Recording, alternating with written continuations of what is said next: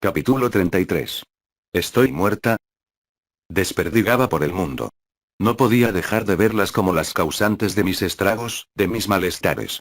Quería morirme y sin embargo rezaba porque quedase mi presencia fantasmal para ser testigo de los momentos donde se arrepintiesen por haber hecho de mi vida un calvario. Absurdas. Algunas de las cosas que se piensan antes de morir son ridículas. Un día antes de mi muerte planeada, decidí hacer todo lo que no había podido en mi vida inmediata. Tomé mis ahorros y fui al paseo de compras de Acoite y Rivadavia. Compré las cosas que siempre había querido y que no había podido tener por miedo a quedarme después sin dinero para cosas importantes. Compré un almohadón con forma de corazón y un par de remeras que había visto unos días atrás. Salí llena de bolsas y fui a la peluquería. Quería teñirme de rubio o plancharme el pelo con crema. Quería probar. En la peluquería me dijeron que era tarde, que volviese el día siguiente. Me hubiera encantado poder explicarles que no podía volver porque no iba a estar viva, pero era una historia demasiado larga y trágica. 20 de abril de 2004 fui al cine con Pilar. Desde que tengo el Rivotril me siento mucho mejor porque me obligo a no pensar. Tendría que haber tomado este medicamento desde hace años. Estoy como dormida o relajada todo el tiempo. Eso es bueno, pero no voy a vivir así para siempre. A Alejandro lo voy a llamar esta semana seguramente. Y él me va a revolver los sentimientos y va a desatar de nuevo el huracán. Quizá lo llame el jueves o quizás mañana, quién sabe. Por ahora no siento la necesidad y si puedo evitarlo lo haré. Pero quiero tener una relación con él y si no lo llamo yo no hay relación porque obviamente él no me va a llamar. Pienso en morirme pero no tan seriamente como antes, supongo que es el documental que me está recargando las pilas, aunque no me lo voy a llevar a la tumba. No tengo miedo y quizás exista la vida sin Alejandro. No va a ser tan pura, tan excitante, tan perfecta, pero puede llegar a asemejarse a una vida. ¿Cómo puede ser que no me haya llamado todavía? Quiero morirme, cerrar los ojos para siempre. Quiero estar con Alejandro en la tierra y en el cielo. Lo amo demasiado como para perderme la vida sin él. Él es mi comida, mi vida y todas mis razones para existir. No voy a llamarlo ahora, pero en cualquier momento lo hago. Quiero que se esté conmigo, que se preocupe por mí. Que me ame y me haga el amor. Eso necesito. Ya hace casi un mes que no lo veo y ¿cuánto tiempo más podré aguantar? A esa pregunta retórica tengo la respuesta. 24 horas. Me quedé dormida sumida en mis miserias y mi imaginación donde Alejandro venía a salvarme. Aquel departamento era en ese entonces una iglesia silenciosa donde cada palabra hacía eco. Cada uno de mis acongojados llantos retumbaba en las paredes y me penetraban con violencia. No podía dormir. Decidí hacer un collage. Pegué con cinta adhesiva fotos de mi familia en la pared. Mi madre, mi padre, mis hermanos y amigas colgaban ahora de la superficie blancuzca. Cuando hube terminado me senté en una silla mirando directamente a la pared llena de fotos. Mi vida es una mentira, pensé. Toda esa gente en la pared y nadie se preocupa verdaderamente por mí. En ese momento sonó el teléfono. Era mamá que quería confirmar lo del día siguiente. Mi tía Roberta es psicóloga y la íbamos a entrevistar para el documental. Le habíamos hecho preparar un speech y Roberta había accedido gustosa. Habíamos estado hablando por teléfono toda la semana para concretar la entrevista y finalmente era el día.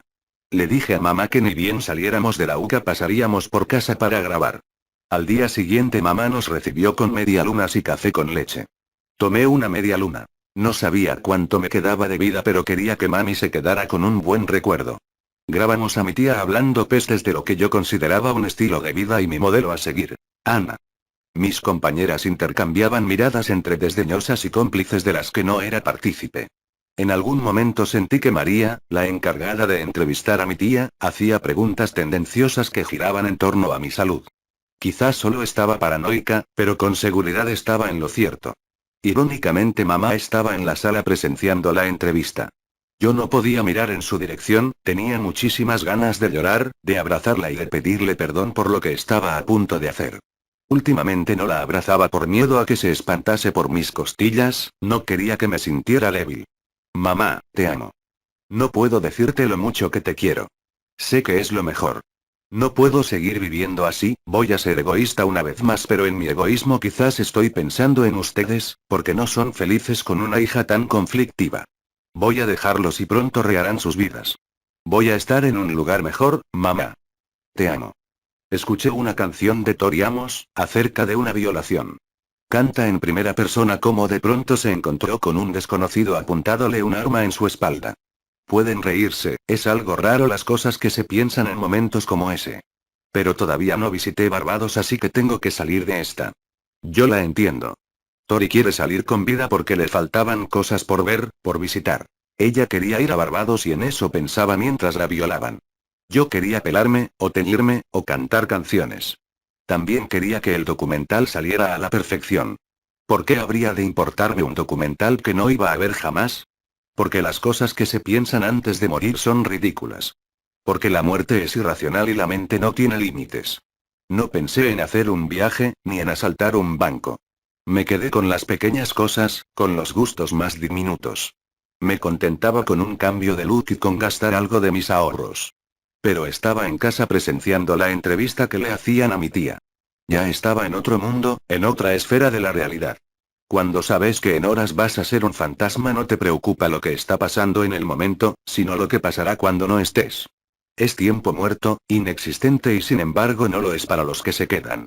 La muerte es el único viaje donde el que se va es el que menos extraña, porque no puede hacerlo, porque no puede ser, porque no existe, porque ya no es.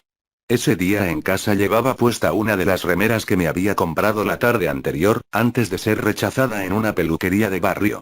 Recuerdo que el peluquero me dijo: estamos cerrando, no podemos atenderte y en todo caso, no te recomiendo que te planches el pelo con crema porque se te va a dañar. ¿Se me va a dañar? ¿Qué me importa? Bajo tierra no creo que a los gusanos les interese demasiado si mi pelo brilla o deja de hacerlo. Sin embargo, no podía explicarle aquello al peluquero homosexual que me atendió. Simplemente me fui. Me fui como en casa, donde estaba y no a la vez. Observaba la escena como en el cine, como si fuera una película. No me está pasando a mí, yo estoy muerta. Aún no sabía cuándo iba a quitarme la vida, pero por las dudas antes de volver a Caballito le di a mamá un abrazo sincero. La abracé sin importarme que me notase las costillas o el frío en la piel. Lo notó. Mamá estaba rota. Como si supiera que estaba por irme de aquel mundo, como si supiera que era la última vez que me vería yo, al menos, que vería aquella versión de mi persona. La besé, abracé y me fui. Pilar manejó hasta Caballito y me dejó en casa. Las saludé a todas cariñosamente, solo por las dudas. Cuando llegué a mi departamento y cerré la puerta perdí la conciencia por algunos minutos que quizás fueron segundos. Abrí los ojos y me vi tirada en el piso y junto a mí la pared llena de fotos, a mi derecha la mesa donde Alejandro se sentaba a desayunar, pero en lugar de un desayuno yacían sobre ella las cartas que había escrito. Estaban terminadas, cada una prolijamente escrita y destinada con nombre y apellido. La última cena. Abrí la heladera y me encontré con casi nada. Papá me había comprado queso rallado porque sabe cuánto me gustan las pastas. Lo había comprado en febrero y aquella noche de abril estaba vencido y aún sin abrir. Lo único que había además del queso era un vino blanco que había comprado hacía unos días porque esperaba la visita, improbable, de Alejandro. Él nunca vino, no apareció. A pesar de mis insistentes llamadas y mudos pedidos de auxilio, no apareció. Nunca tocó aquel departamento de nuevo. Nunca usó las llaves. Alejandro me había matado. Eran más de las 10 y yo seguía llorando. No tenía nada que hacer, no tenía por qué vivir. Lo llamé y no contestó. Llamé a su casa y a su celular, no podía encontrarlo. Cuando sentís que perdes sostenes y no encontras de dónde agarrarte, tomas el teléfono y haces llamadas desesperadas esperando que alguien conteste. Que alguien importante en tu vida conteste. Un simple hola me hubiera salvado. No hubo olas aquella noche. Le eché un último vistazo a mi departamento y volví a la heladera. Aquel vino era el recordatorio de lo tonta que era, de lo mal que me sentía. Ese vino era un letrero de neón diciéndome: sos una estúpida, creíste que ibas a tomarlo con Alejandro. No, estás sola. Auténticamente sola. Sí, estaba más sola que nunca en aquel departamento decorado por mí y habitado por los espectros de los abandonos ajenos. Él me había abandonado de nuevo, no podía soportarlo. Entré en crisis. Lloraba intensamente con una agonía hasta ahora desconocida para mí. No podía parar, intentaba calmarme, 1, 2, 3 y, en vano. Intenté llamarlo de nuevo. Tenía miedo, estaba muerta de miedo. No sabía de qué era capaz, ya no confiaba en mi conciencia, en mi racionalidad. Necesitaba escuchar una voz del otro lado. No atendió. Su celular no estaba apagado, simplemente había decidido no contestarme. Pocas llamadas después lo apagó. Fueron 8 en total.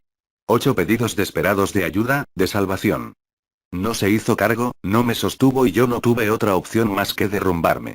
Abrí la heladera por tercera vez y tomé el vino entre mis manos heladas. Lo apoyé en la mesa, lo abrí y esperé sentada a que algo me salvara. Nada iba a pasar, estaba completamente sola. No, cielo. No hagas así las cosas y siempre cuidaste bien los detalles. Necesitaba una estrategia para no echarlo todo a perder. Llamé entonces a Pilar para que no me esperara la mañana siguiente en la esquina de siempre para ir a la facultad. Aquel 21 de abril no iba a ir a la UCAN ni a ningún otro lado. Ya no iba a ir. Ya no iba. Ya no. Me atendió su mamá e intentando contener el llanto le expliqué. Ana, irónico, así se llama, no voy a ir a la facultad mañana así que deciré a Pilar que no me espere. Bueno, muchísimas gracias. Me había despedido de otra persona. A continuación tomé mi celular y grabé un mensaje para el contestador. Ahora no te puedo atender, estoy en la peluquería.